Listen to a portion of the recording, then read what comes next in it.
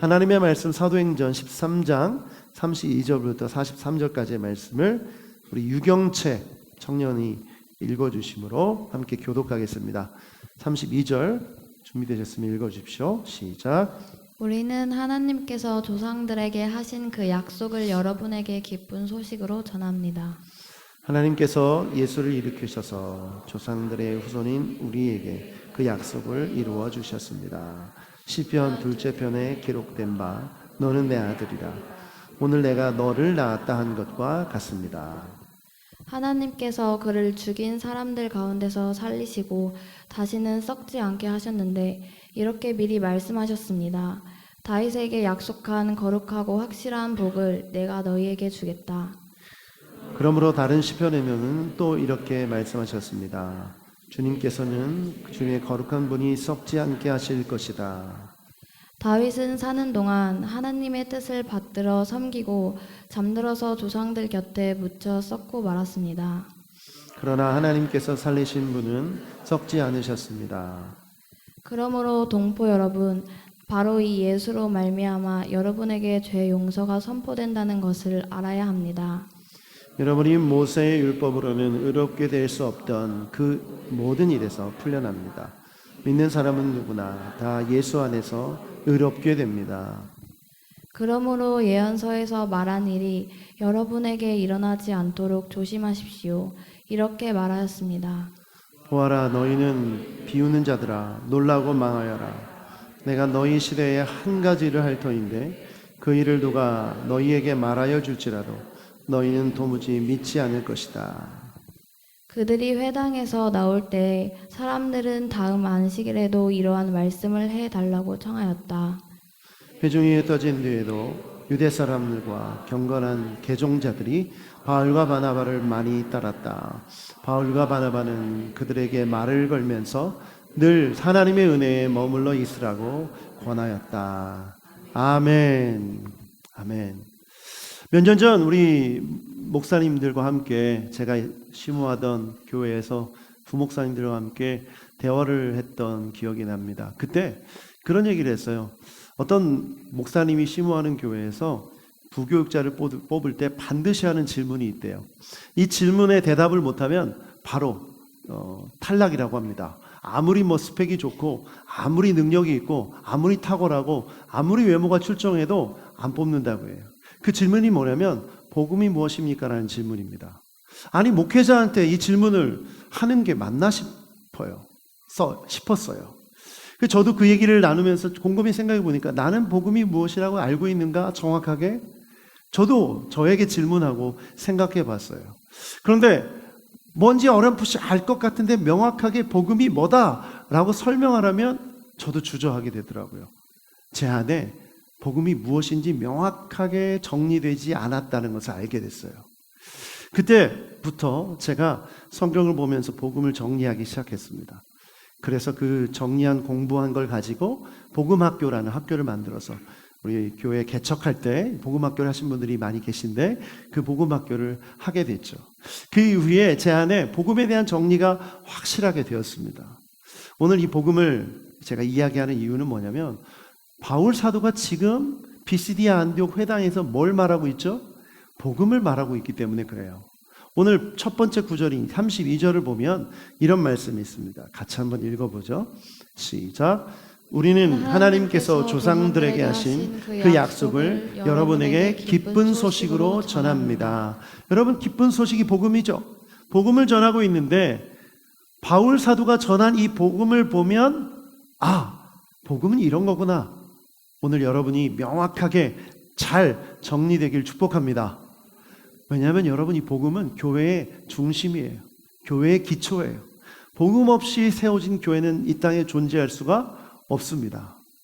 복음으로 구원받은 자들이 모인 곳이 교회고 모임이 교회고 또 복음으로 구원받은 자가 하나님의 일을 감당할 수 있기 때문에 복음이 흔들리거나 복음이 연약해지거나 복음을 알지 못하면 아무 일도 할 수 없는 것이죠. 그러므로 오늘 이 본문을 통해서 복음이 정리되길 축복합니다. 누가 이렇게 물어보면 복음이 이런 겁니다. 명확하게 얘기할 수 있는 우리 여기 계신 우리 새누리교회 성도들 다 되길 축복합니다. 자, 첫 번째 복음은 무엇이냐? 같이 한번 읽어보죠. 시작. 예수님의 탄생이 복음입니다. 33절을 읽어보겠습니다. 시작. 하나님께서 예수를 일으키셔서 조상들의 후손인 우리에게 그 약속을 이루어 주셨습니다. 시편 둘째 편에 기록한 바 너는 내 아들이다. 오늘 내가 너를 낳았다 한 것과 같습니다.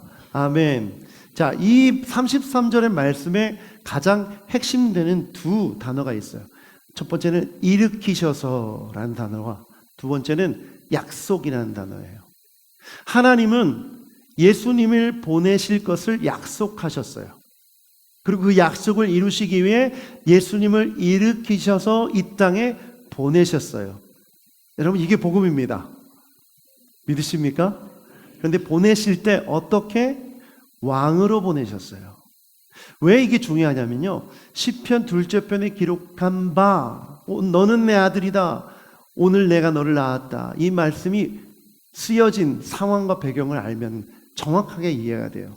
여러분, 시편 2편은 제왕시라고 구분됩니다. 제왕시. 이게 무슨 뜻이냐면 왕이 왕으로 등극할 때, 그때 의식을 치르는데 그때 낭독한 시편이 시편 2편이에요. 그러니까 시편 2편은 왕을 향한 시인 거죠. 그러니까 하나님께서 왕을 세울 때 너는 내 아들이다 라고 선포하시는 거예요. 하나님의 아들로서 이스라엘을 다스리게 되는 것이죠. 그런데 이 말씀을 지금 복음서에도 똑같이 인용하고 있는데 마가복음 1장 11절 말씀 같이 한번 읽어보죠. 마가복음 1장 11절 시작. 그리고 하늘로부터 소리가 났다. 너는 내 사랑하는 아들이다. 내가 너를 좋아한다. 누가복음 3장 22절 읽어보죠.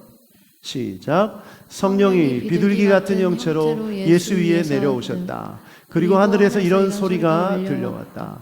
너는 내 사랑하는 아들이요 나는 너를 좋아한다. 자, 저를 보세요. 여러분, 제 설명을 잘 들어보세요. 자, 예수님은 이 땅에 왕으로 오셨습니다. 아멘.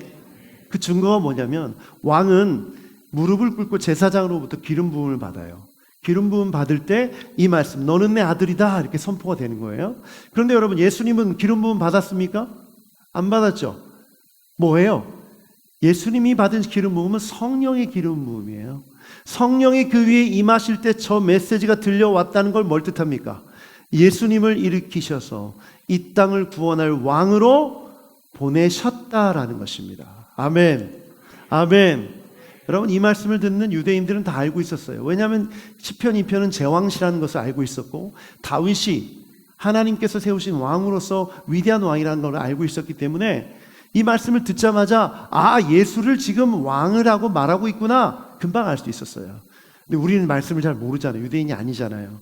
그래서 제가 이렇게 자세히 설명을 드린 거예요. 자, 그러면 첫 번째, 왜 예수님의 탄생이 복음이냐? 예수님이 이 땅에 오신 이유가 뭐죠? 왕으로 오셔서 다스리기 위함입니까? 왕으로 군림하시기 위해서 예수님이 이 땅에 오셨습니까? 예수님은 죽기 위해 오셨어요. 왜 죽으셔야 됐죠? 우리를 구원하시기 위해. 근데 왜 우리를 구원하시죠? 우리를 사랑하시기 때문에. 여러분, 하나님은 우리를 사랑하시는 줄 믿습니다. 그런데 왜 당신의 아들이신 예수님을 왕으로 보내셔야 하느냐가 중요하죠. 우리를 사랑하시는데 왜 우리를 사랑하시느냐? 우리는 하나님의 형상을 닮은 하나님의 피조물들이기 때문에. 그런데 우리가 죄를 지어서 사망으로, 죽음으로, 지옥으로 갈 수밖에 없는 상황이에요. 정말 우리를 사랑하신다면 그냥 내버려 둘 수 있습니까? 없습니까? 여러분, 정말 사랑한다면 자녀의 어려움을 그냥 내버려 둡니까? 구하기 위해서 할 수 있는 모든 노력을 다하는 것이 자녀를 사랑하는 부모의 모습 아니겠습니까?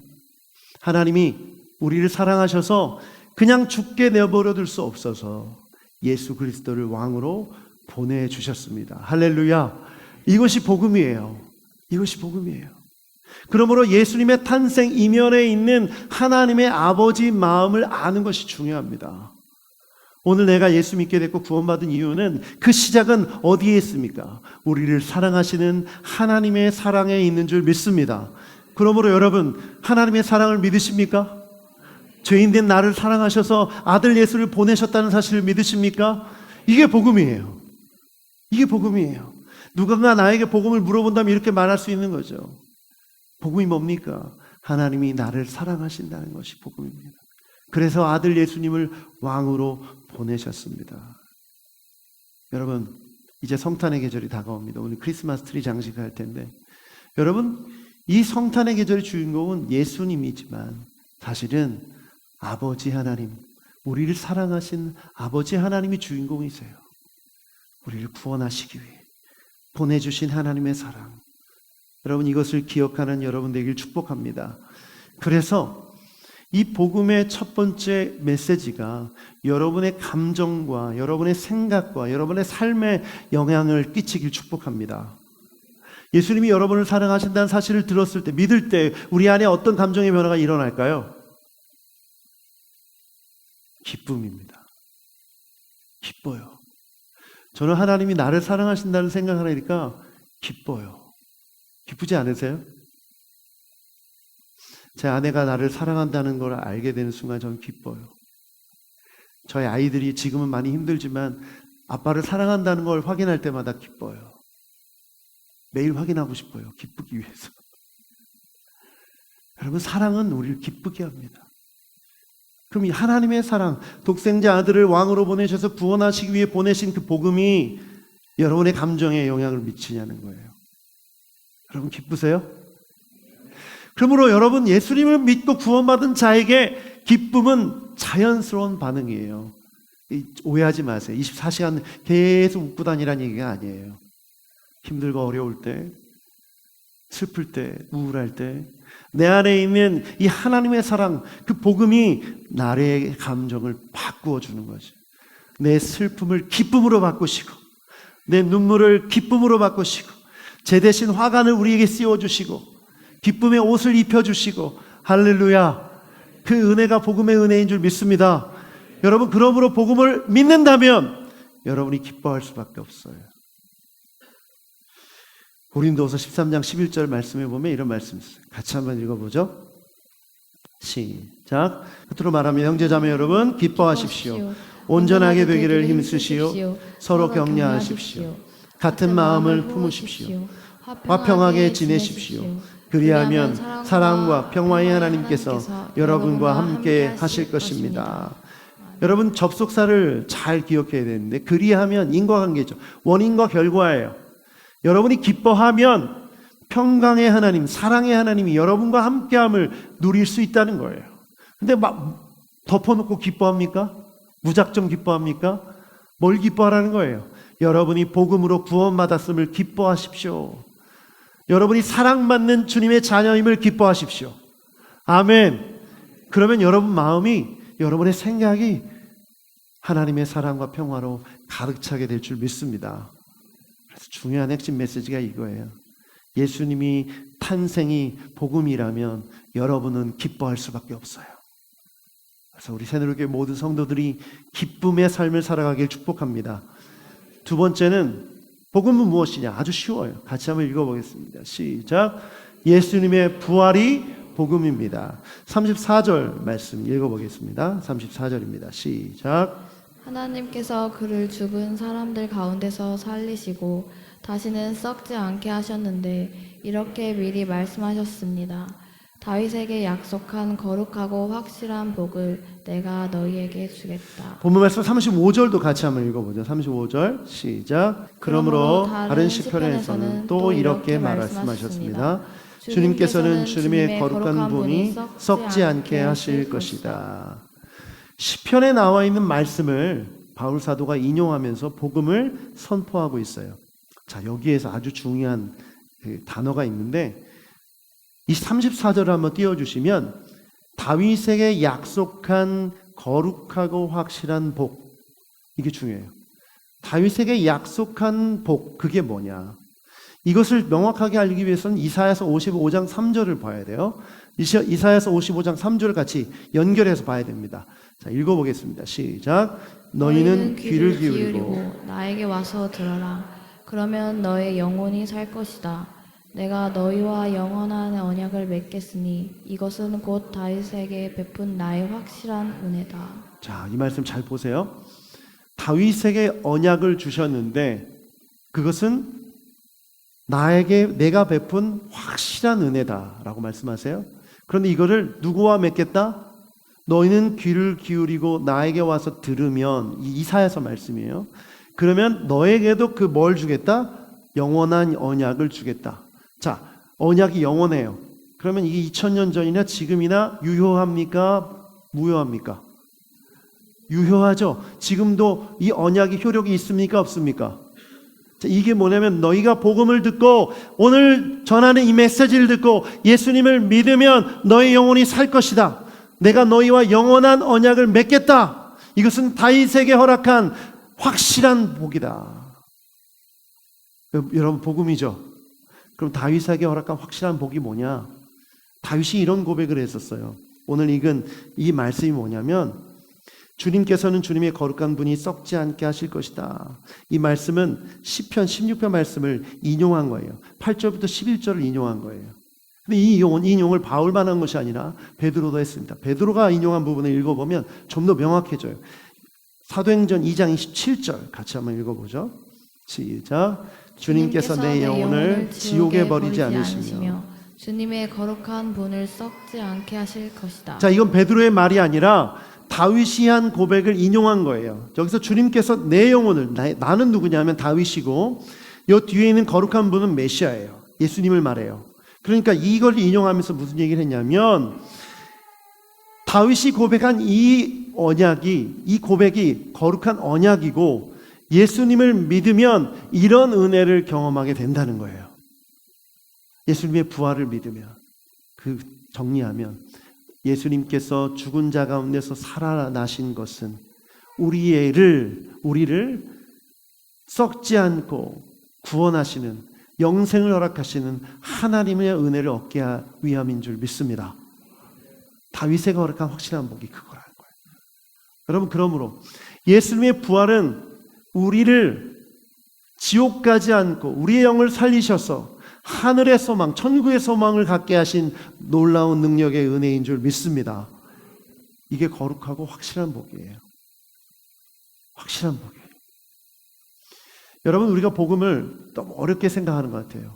사실 오늘 본문을 보면서 이 바울이 인용한 다윗의 이 시편 말씀을 보면 복잡해 보여요. 그런데 간단합니다. 하나님께서 예수님을 부활시키신 것을 믿으면 거룩하고 확실한 복을 너희도 받는다, 못 받는다? 받는다. 그 복이 뭐예요? 우리의 영을 살리시고 우리를 어디에 보내지 않으신다? 수월에, 지옥에 보내지 않으신다. 할렐루야, 할렐루야. 이게 복음인 줄 믿습니다. 여러분, 복음은 단순해요. 지옥 갈 사람이 구원받아 천국 가는 게 복음 아닙니까? 예수님의 부활을 믿으면 너희도 그렇게 될 것이다. 지금 바울 사도는 그 메시지를 전하고 있는 것입니다. 여러분, 이것은 모호한 복이 아니에요. 확실한 복이에요. 여러분, 구원받고 천국 갈 확신이 있습니까? 네. 여러분, 우리의 구원의 믿음은 나에게 있는 게 아니에요. 어디에 있습니까? 말씀에 있습니다. 진리는 변화는 나에게 있는 게 아니에요. 성경에 있는 거예요. 내 감정 상태가 약간 흔들리고 힘들 때 내가 받은 확실한 복이 아닌 모호한 복처럼 여길 때가 있죠. 나 이러다가 지옥 가는 거 아니야? 나 구원받은 거 맞아? 저 사람 구원받은 거 맞아? 이런 의심이 들 때가 있어요, 없어요? 없는 것처럼 표정을 지으시면 설교가 진행이 안 돼요. 있죠? 이게 우리 인간이잖아요. 그런데 여러분, 변화는 우리의 생각과 감정에 우리의 기준이 있다면 구원이 있다가도 없다가도 기쁘다가도 슬프다가도 맨날 요동치는 삶을 살 수밖에 없어요. 그러나 변하지 않는데 기준을 둔다면, 예수님이 부활하셨고 그 부활은 우리에게 천국의 소망을 주셨다는 것을 믿는다면 우리는 언제 어느 때나 힘들 때라도 돌아갈 수 있는 그 지점이 있는 거예요. 그게 복음의 능력인 줄 믿습니다. 아멘. 그렇다면 우리의 삶에 영향을 미쳐야죠. 내가 힘들고 어려울 때, 의심이 들 때 복음을 붙들면 날마다 그 확신 가운데 확실한 복을 누리게 될 줄 믿습니다. 베드로전서 1장 3절부터 4절까지 말씀 읽어보겠습니다. 시작. 우리 주 예수 그리스도의 하나님 아버지께 찬양을 드립시다. 하나님께서는 그 크신 자비로 우리를 새로 태어나게 하셨습니다. 그리하여 그는 죽은 사람들 가운데서 예수 그리스도가 부활하심으로 말미암아 우리로 하여금 산 소망을 갖게 해주셨으며 썩지 않고 더러워지지 않고 낡아지지 않는 유산을 물려받게 하셨습니다. 이 유산은 여러분을 위하여 하늘에 간직되어 있습니다. 아멘. 아멘. 여러분 이 말씀에 두 가지 단어에 주목하세요. 산 소망, 그리고 두 번째는 유산. 여러분 우리가 가진 소망은 죽은 소망이 아니라 산 소망인 줄 믿습니다. 아멘. 아멘. 여러분의 건강, 소망의 이유 됩니까? 여러분 건강해요? 제가 요즘 느끼는 게 뭐냐면 이 몸의 회복력이 너무 느려진 것 같아요. 갑자기 자다가도 막 아픈 데가 있고 피곤이 잘 안 풀리고 흰머리는 막 계속 늘어가고 제 육체 건강을 있을 때 참 내 건강한 몸을 되게 기쁘게 생각하고 자랑했었는데 자랑할 게 못 되더라고요. 재물, 돈 영원합니까? 영원하지 않아요.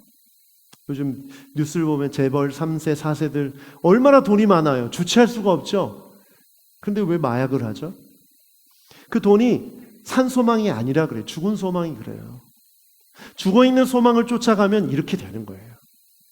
그런데 우리가 예수 그리스도의 부활을 믿고 우리가 예수 그리스도의 부활의 그 복음을 믿은 자라면 우리 안에 있는 산 소망, 죽은 소망이 아니라 산 소망이 있기 때문에 우리는 그 소망을 가지고 살아갈 수 있는 줄 믿습니다. 아멘. 그래서 그리스도인들이 긍정적인 이유는 덮어놓고 긍정적인 게 아니에요. 그리스도인들이 희망적인 이유는 그냥 무조건 긍정적으로 바라봐서가 아니에요. 그 이유는 우리 안에 계신 부활하신 예수님 그 복음의 능력 때문인 줄 믿습니다. 아멘. 그러면 저에게 소망이 있습니까 없습니까? 인간적으로 봤을 때 소망 별로 없어요. 공부도 별로 안 했고요. 아픈 데도 많고 설교도 잘 못해요. 부족해요. 인격적으로도 못한 데가 많아요. 그런데 제 안에 계신 부활하신 예수님은 소망이 있어요. 네. 크게 아멘 하시니까 좀 마음이 그렇긴 한데 그게 복음의 진리, 핵심 아닙니까? 여러분도 마찬가지죠. 부족하고 연약해요. 우리는 모두 부족해요. 그러나 내 안에 계신 그 부활의 복음의 능력이 우리를 소망을 갖게 하는 것이죠. 할렐루야. 그래서 저는 이 말씀 너무 좋아하는데 4절을 보면 썩지 않고 더러워지지 않고 낡아 없어지는 뭘 받았다? 유산을 받았다. 할렐루야. 상속자예요. 따라합시다. 나는 상속자이다. 우리 자매님들만 하세요. 나는 상속녀이다. 네. 우습게 보지 마라. 왜 안 따라하세요? 자기 스스로를 우습게 보지 마시고 여러분 그리스도로 통해 받은 유산을 상속자라는 신분을 누리시길 축복합니다. 그렇다면 이 땅을 살아가는 우리는 그 하늘의 유산을 이미 받은 자이며 그 하늘의 유산을 받은 자로서 그 유산을 물려줘야 하죠. 재벌 3세 4세 전혀 안 부러워요. 그렇게 살 거면 안 받는 게 낫죠. 그런 의미에서 봤을 때 제 아들은 진짜 복 받은 거예요. 물려줄 건 없지만 나는 썩는 걸 안 줄 거예요. 돈은 썩잖아요. 낡은 거잖아요. 없어지는 거잖아요. 그런데 복음의 능력, 부활하신 예수님을 반드시 물려주고 싶어요. 아멘. 지금 우리가 차세대, 우리 어린이 예배부터 중등부, 고등부, 청년부 열심히 사역하려고 하는 이유가 뭡니까? 이 썩지 않은 유산을 그들이 물려받게 하기 위해서 하는 거예요. 이 일을 위해 우리가 열심히 애를 쓰고 노력하고 예산을 투입하는 게 당연하죠. 오늘 운영위원회가 내년 예산도 심의하는데 이번에 내년 예산을 준비할 때 핵심은 우리 차세대예요. 많은 예산을 거기다 우리가 책정해서 쓸 거예요. 이유는 단순해요. 우리 아이들이 하늘나라를 유산으로 물려받게 하기 위해서 복음을 믿음으로 그들이 구원받고 이 땅에서 썩지 않을 그 유산을 물려받은 자로서 하나님의 나라를 이루어가기 위해 우리가 이 일을 하게 될 줄 믿습니다. 여러분, 그렇게 우리가 함께 나아갑시다. 그러므로 여러분, 부활의 이 소망을 가지고, 복음의 소망을 가지고 살아가는 여러분 되기를 축복합니다. 세 번째는 이 복음을 믿을 때 구원을 받습니다. 예수 그리스도의 탄생, 십자가, 그리고 부활이 복음이긴 한데 이 복음을 믿지 않으면 구원을 못 받아요. 믿어야 구원을 받는 것이죠. 38절부터 39절 말씀 읽어보죠. 38절, 39절 시작. 그러므로 동포 여러분, 바로 예수를 말미암아 여러분에게 죄 용서가 선포된다는 것을 알아야 합니다. 여러분이 모세의 율법으로는 의롭게 될 수 없었던 그 모든 일에서 풀려납니다. 믿는 사람은 누구나 다 예수 안에서 의롭게 됩니다. 아멘. 아멘. 복음이 아무리 하나님께서 허락하신 확실한 복일지라도 이걸 믿지 않으면 구원을 얻을 수가 없다. 로마서 10장 10절에 우리가 잘 아는 말씀 있죠? 같이 한번 읽어보겠습니다. 로마서 10장 10절 시작. 사람은 마음으로 믿어서 의에 이르고 입으로 고백해서 구원에 이르게 됩니다. 그러니까 사람들이 복음을 전할 때 이 말씀을 인용을 많이 해요. 그러니까 마음으로 믿고 입으로 나 예수님 믿겠습니다 말하면 구원받았다 이렇게 말하죠. 여러분, 사형리를 가지고 전도를 해본 분들께 아실 거예요. 길거리를 다니면서 노방전도를 할 때 예수님 믿겠다고 하면 영접기도 하시겠습니까? 그러면 하겠다 그러면 이 기도를 같이 하죠. 그런데 여러분, 예수님을 믿겠다고 말했다고 해서 구원받습니까? 지금 굉장히 중요한 메시지를 바울 사도가 전하고 있어요. 이 믿음이 무엇인지를 설명하고 있어요. 이 두 구절 안에 세 가지가 들어있어요. 우리가 믿는 바가 뭔지를 말해주는 거예요. 여러분, 예수님을 믿는다는 건 첫 번째 이걸 믿는다는 겁니다. 자, 읽어보죠. 첫 번째 세 가지를 믿는데 읽어보죠. 첫 번째 시작. 예수로 말미암아 죄 용서가 선포됩니다. 아멘. 이걸 두 글자로 대속이에요. 대속. 여러분, 죄값은 누가 치러야 됩니까? 죄 지은 사람이 치러야 되죠. 그런데 죄 지은 내가 치르지 않고 누가 대신 치러줬다는 거예요? 예수님이. 이걸 믿을 때 구원받는 거예요. 할렐루야. 근데 이거 안 믿으면 예수님의 존재를 믿는다고 구원받는 게 아니에요. 신을 인정한다고 구원받는 게 아니에요. 교회 다닌다고 해서 구원받는 게 아니에요. 이걸 믿으면.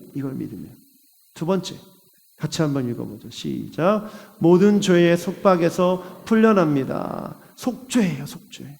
자, 내가 죄값을 치러야만 풀려나는데 내 대신 예수님이 치러주셨기 때문에 나는 어떻게 된 거예요? 풀려났습니까? 안 풀려났습니까? 해방된 줄 믿습니다. 로마서 8장에 그리스도 안에 있는 자들에게는 결코 정죄함이 없나니 죄와 사망의 법에서 우리를 해방되었다. 해방시키셨다. 할렐루야. 더 이상 묶입니까? 안 묶입니까? 안 묶여요. 안 묶여요. 묶이지 않습니다. 여러분, 이걸 믿어야 돼요. 이걸 믿을 때 구원에 이르게 되는 거예요. 세 번째, 같이 한번 읽어보죠. 시작. 예수 안에서 의롭게 됩니다. 예수 안에서 의롭게 됩니다. 여러분, 행위로 의롭게 되는 게 아니에요. 예수님 안에서 의롭게 되는 것입니다. 예수님을 믿을 때, 대속과 속죄를 믿을 때 우리를 하나님께서 너는 거룩하다, 너는 의롭다 칭해 주신 거예요. 불러주시는 거예요. 내 의가 아니라 예수님의 의로 말미암아. 할렐루야. 그러면 여러분, 믿음이 중요합니까? 행위가 중요합니까? 믿음이 중요하죠. 믿음이 먼저예요. 믿는 자가 삶으로 드러나는 것이 구원의 증거죠. 여러분, 그러므로 내가 예수님을 믿을 때 내가 받아들인 복음은 바로 이 세 가지 역사를 일으킵니다. 대속과 속죄와 칭의가 우리 안에서 일어나게 되는 것이에요. 아멘. 여러분, 놀랍지 않습니까? 놀랍지 않습니까? 여러분, 그래서 오늘 우리가 예배 드린다고 했을 때 우리가 하나님의 임재, 하나님의 영광 앞에 있어도 죽지 않는 이유가 바로 여기에 있어요. 이스라엘 백성들이 죄를 품고 성막 안에 들어가면 바로 즉사했습니다. 왜? 거룩하신 하나님을 예배할 수 없기 때문에. 그런데 우리가 오늘 죽지 않는 이유는 우리를 의롭게 하신, 대속하고 속죄하신 주의 복음의 은혜가 있기 때문인 줄 믿습니다. 그래서 믿음으로 설 수 있는 거예요. 믿음으로. 그러므로 우리가 이 구원의 은혜, 구원의 과정에 대해서 명확하게 알고 있어야 돼요.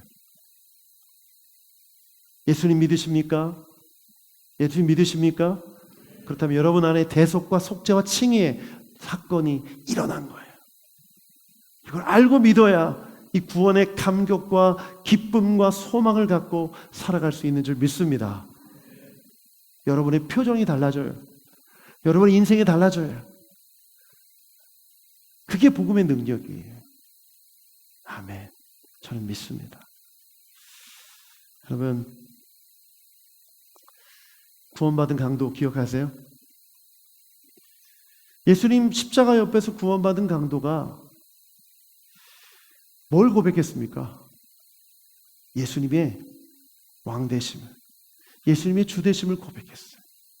그 순간 그가 바로 비록 살인죄를 저지르고 그가 비록 어떤 죄를 저질러서 그 십자가에 달렸는지 모르지만 그 죄가 용서받은 거예요. 할렐루야. 여러분, 복음은 차별이 없어요. 누구나 받을 수 있는 거예요. 하나님의 역사를 우리가 판단할 수 없어요. 그러므로 우리를 사랑하셔서 구원하기 원하시는 이 복음의 능력이 얼마나 놀라운지를 알고 살아야 됩니다. 복음의 능력. 여러분, 이 능력을 날마다 누리며 경험하는 여러분 되길 축복합니다. 마지막으로 40절 말씀 함께 읽어보죠. 40절 아주 중요한 구절입니다. 읽어보겠습니다. 시작. 그러므로 예언서에서 말한 일이 여러분에게 일어나지 않도록 조심하십시오. 이렇게 말하였습니다. 보아라, 너희 비웃는 자들아, 놀라고 망하여라. 내가 너희 시대에 한 가지를 하려 할 때인데 그 일을 누가 너희에게 말하여 줄지라도 너희는 도무지 믿지 않을 것이다. 여러분, 이 말씀 하박국서 1장 5절에 있는 말씀을 인용한 거예요. 이게 무슨 얘기냐면 예언서에 말한 내용이 뭐냐면 비웃는 자들아, 믿지 않는 자들아, 그렇게 말하고 있죠. 복음을 전하는데도 지금 이 회당 안에 있는 너희들이 이 복음을 듣는데도 이 복음을 비웃고 믿지 않는 너희들은 복음으로 인한 그 구원의 은혜를 얻지 못한다. 더 쉽게 말하면 지옥 간다는 거죠. 여러분, 복음은 모든 사람을 구원할 수 있는 능력인 줄 믿습니다. 그러나 내가 그 복음을 믿지 않으면, 받아들이지 않으면, 복음을 선택하지 않으면 구원에 이를 수가 없는 것이죠. 여러분, 그래서 하나님은 복음을 공평하게 만드셨고 그리고 누구나 믿으면 구원받게 하셨어요. 이건 전적인 하나님의 은혜라고 믿습니다. 그런데 우리 주변에 이 복음을 거부하는 사람들이 있죠. 어떤 이유에서건 복음을 거부하는 사람들이 있어요. 저는 끝없이 우리가 이 복음을 말하고 이 복음을 통해서 그들에게 나아갈 때 반드시 하나님의 때에 하나님의 방법으로 마음을 열고 복음을 영접할 때가 온다고 믿습니다. 왜? 하나님은 세상을 사랑하시기 때문에, 하나님은 그 영혼을 사랑하시기 때문에, 구원하기 원하시기 때문에. 여러분, 바울사도의 애끓는 심정을 보십시오.